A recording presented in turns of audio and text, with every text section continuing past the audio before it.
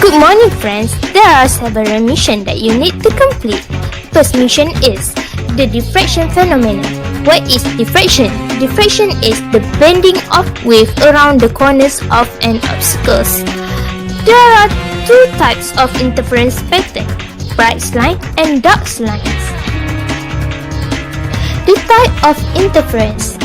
There are constructive interference and disruptive interference. It appears that energy is destroyed at the points of destructive interference and created at the points of constructive interference. Okay, now we go to the production of X-ray. Visible light photons and X-ray photons are produced from movement of electrons in the atom occur.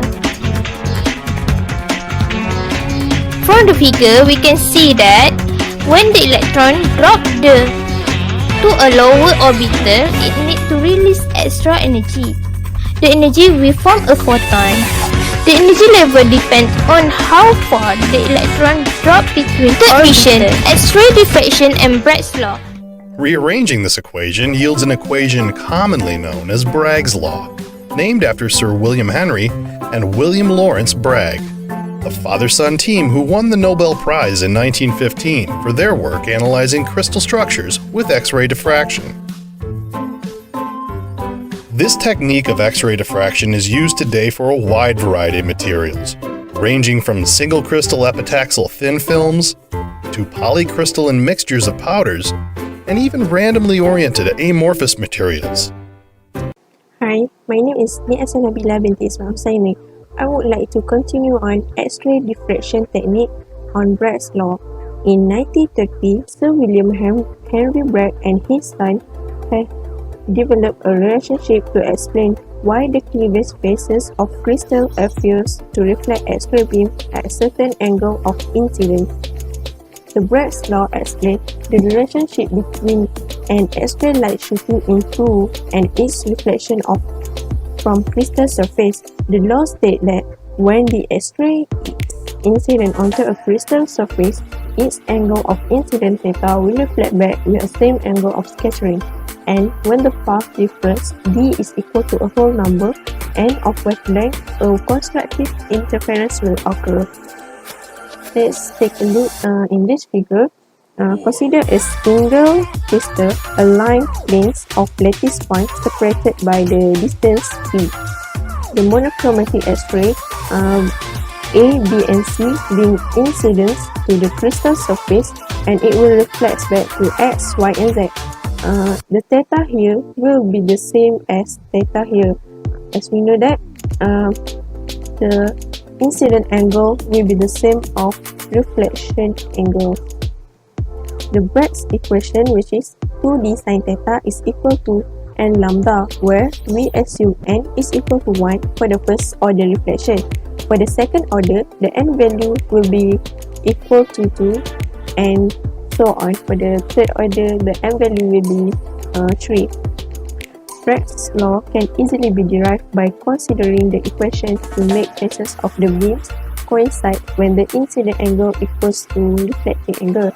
The rays of the incident beams are always in phases and parallel up to the point at which top beam strikes the top layer at atom depth.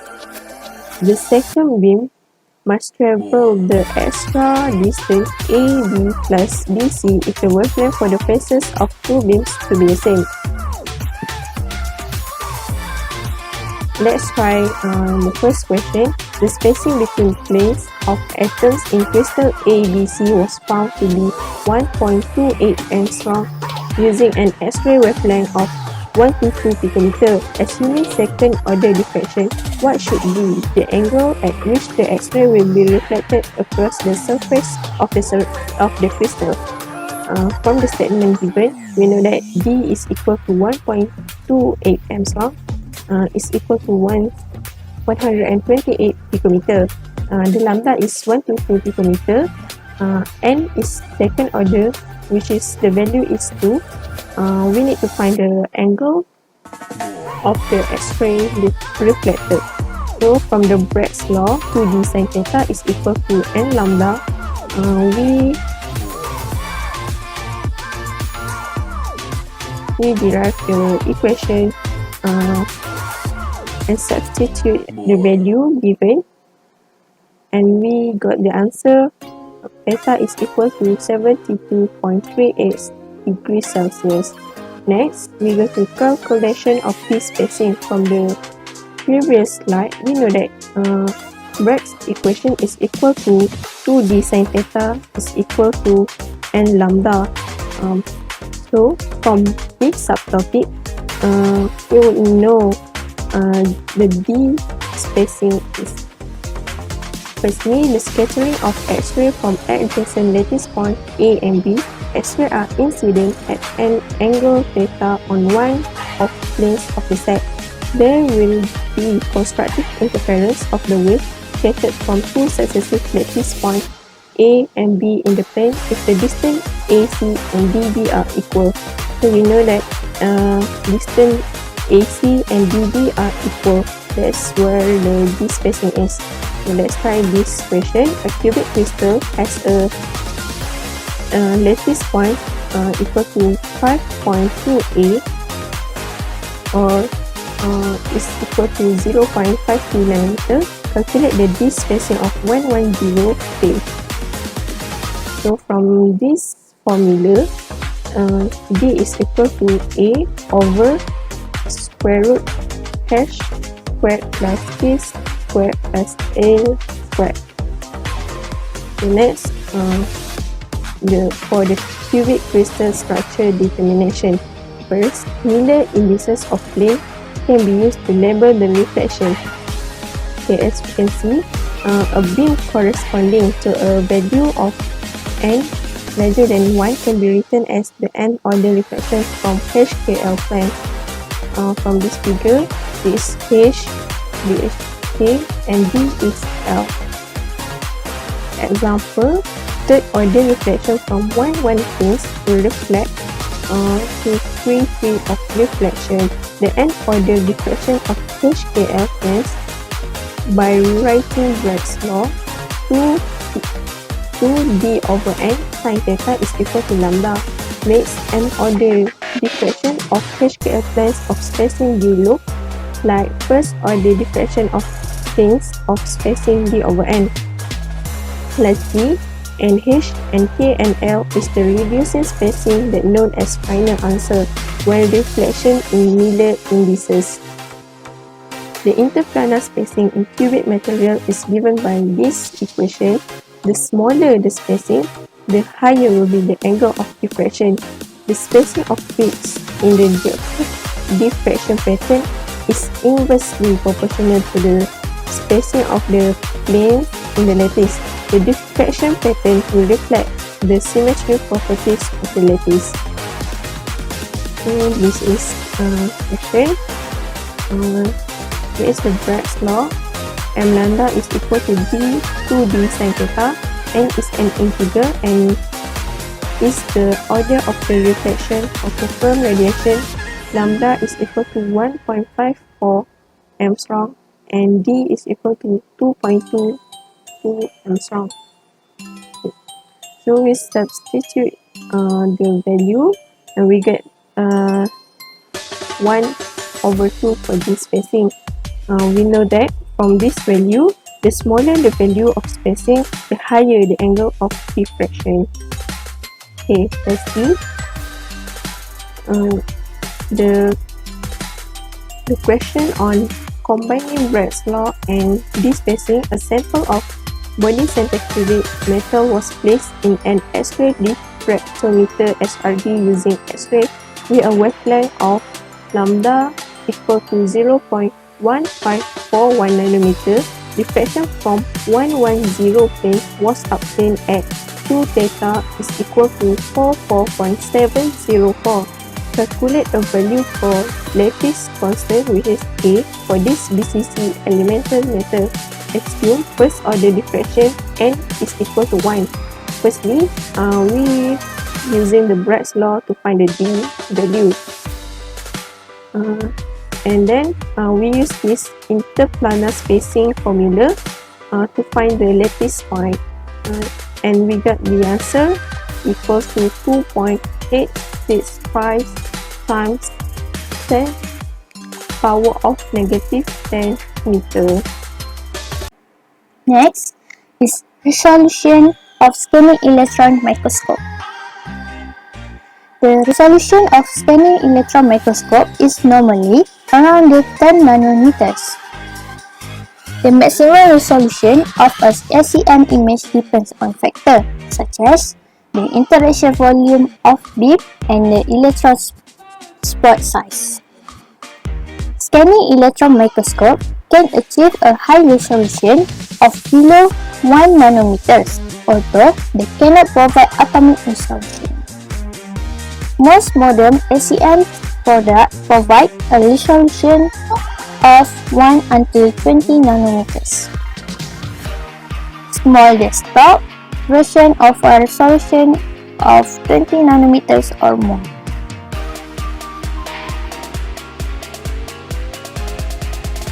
The advantages of scanning electron microscope. First, produce detailed 3-dimension and topographical image. Second, easy to operate with training, user-friendly software, can perform quick scans such as backscattering electron, BSE, EDS, and secondary electron analysis can be performed within few minutes. Sample require a small amount of preparation. Next, we go through the disadvantages of scanning electron microscope. First, expensive to buy and run. Large and take up a lot of space. Need to be an environment where there is no electric, magnetic, and vibration interference. Small risk of the radiation exposure. Restrict to sample small enough to fit into the vacuum chamber. Require cool water and steady voltage. Next, we go through the principle and capacity of SEM. So they have the speed. First is secondary electron. Number 2, backscattering electron. Characteristic X-ray, light, UTCF, specific current, and transmitted electron. Secondary electron, which is SE. Secondary electron detectors are standard equipment in all SEM, but it is rare that a single machine would have detectors for all possible signals. The signals result from interaction of the electron beam with atoms at or near the surface of the sample. In the most common or standard detection mode, secondary electron imaging, the SEM can produce very high resolution image of a sample surface, revealing detail less than 1 nanometer in size. Due to the very narrow electron beam, SEM micrographs have a large depth of the field, yielding a characteristic 3-dimensional appearance useful for understanding the surface structure of a sample. Backscattering electron is BSE. Scattering electron, BSE, a beam electron that reflect from the sample by electric string. BSE is often used in analytical SEM along with the spectra made from the characteristic X-ray because the intensity of the BSE signal is strongly related to the atomic number of the specimen. BSE image can provide information about the distribution of different elements in the sample. Next, we go through the characteristic X-ray. Characteristic X-ray are emitted when the electron beam removes an initial electron from the sample, causing a higher energy electron to fill the shell and release energy. These characteristics are used to identify the composition and measure the abundance of element in the sample. If you can see, the two picture is by the scanning electron microscope, which is the first is the scanning electron micrograph.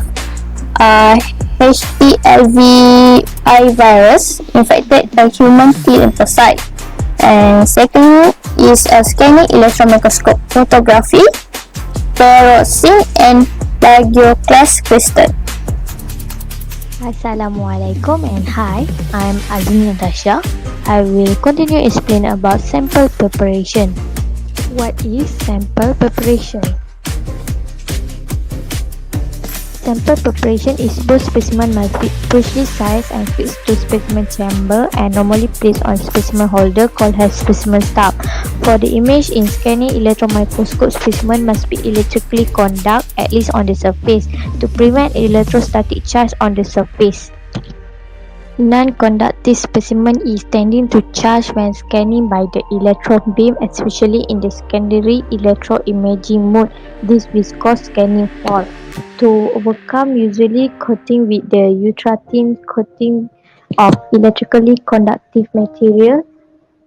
Conductive specimen is currently used for specimen coating, including gold and platinum. For example, spider has been coated by gold by using SEM. This is schematic diagram of scanning electron microscope. In a typically SEM, electron beam is thermically emitted from electron gun with tungsten filament cathode, and it be used because it can be heated for electron emission and low cost. The beam passes through pair of scanning coil in the electron column, and it the final lens which deflect the beam in x-axis and y-axis and scan more faster of the sample surface. When the primary electron beam interact with the sample, electron loss energy and repeat randomly.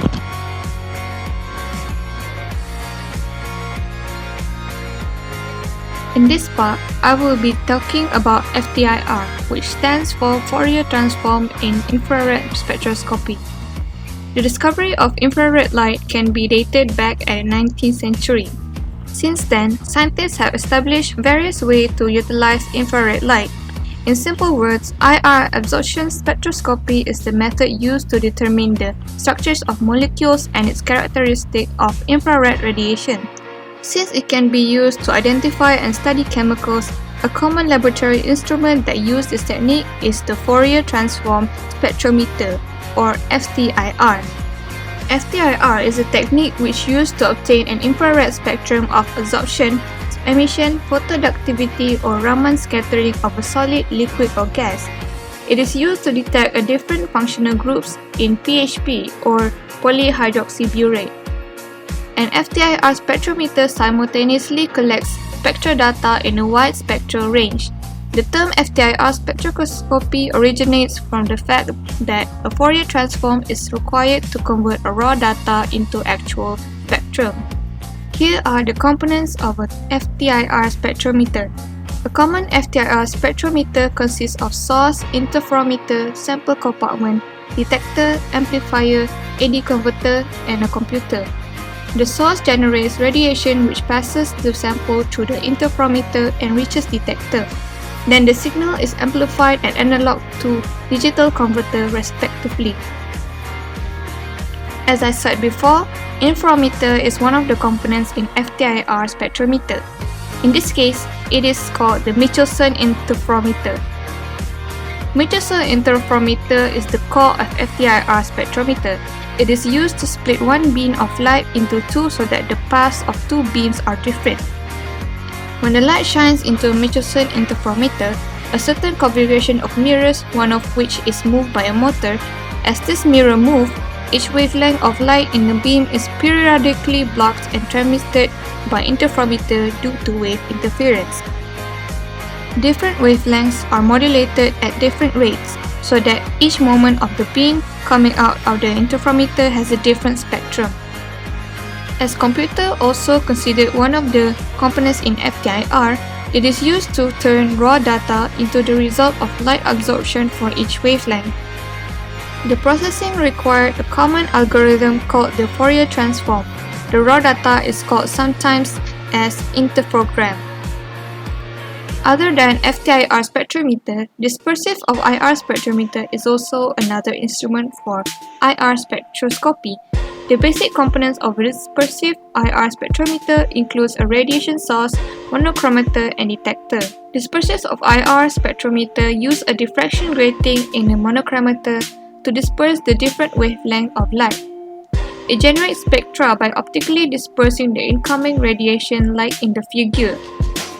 Common dispersive element includes prism and gratings. So now, we will continue about FTIR analysis. FTIR analysis measures the range of wavelengths in the infrared region that are absorbed by a material. So, FTIR analysis also can be used to identify unknown materials activated within polymer surface contamination of a material.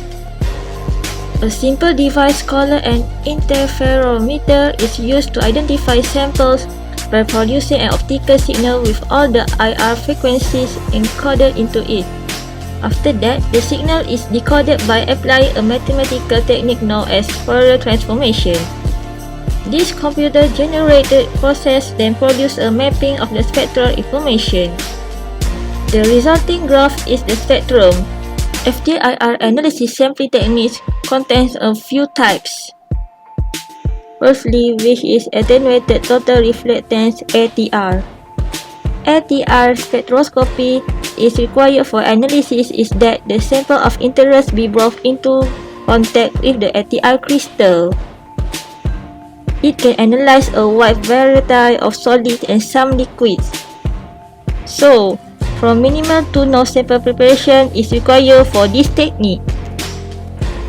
Specular reflectance typically occurs from bulk samples with a glossy surface, such as crystal face, glasses, and monolithic polymers. Absorbance spectrum may be obtained from specular reflection data using the Kramer-Kronig transformer if the sample is homogeneous. The reflection absorption RA, it occurs when thin films are present of a reflective substrate.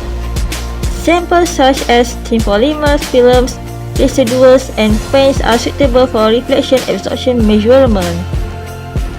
Transmission spectroscopy involves passing infrared radiation completely through a sample and measuring the extent of absorption, so that the significant sample preparation may be required as concentration, thickness, homogeneity, and particle size must all be considered. These techniques are suitable for sampling gases, liquids, and solids, which in terms of fibers, microtome cuts, thin film, freezer pellets, and mouse. Photoacoustic spectroscopy can be quite complex and difficult to perform. It occurs when the photoacoustic signal is generated when the infrared radiation absorbed by a sample is converted to heat within the sample. This heat diffuses to the sample surface and into the adjacent gas atmosphere. The difference between FTIR vs IS spectrometer. The difference of using FTIR vs IR spectrometer. The dispersive spectrometers take several minutes to measure an IR spectrum, while FTIR spectrometer, it takes only a few seconds to measure an IR spectrum. In dispersive spectrometer, the detector receives only a few percent of the energy of original light source, while in FTIR spectrometer, the detector receives up to 50% of the energy of original light source. The application of FTIR spectrometer. The kinetic reaction occurs on the microsecond time scale. the analysis of the chromatographic and thermogravimetric sample fraction, the depth profiling and microscopic mapping of sample. The advantage of FTIR spectrometer. The high wave number are accuracy. It enhances frequency resolution. It makes a less time consuming of FTIR. The disadvantage of FTIR, it is more expensive and it requires precision for mirror movement.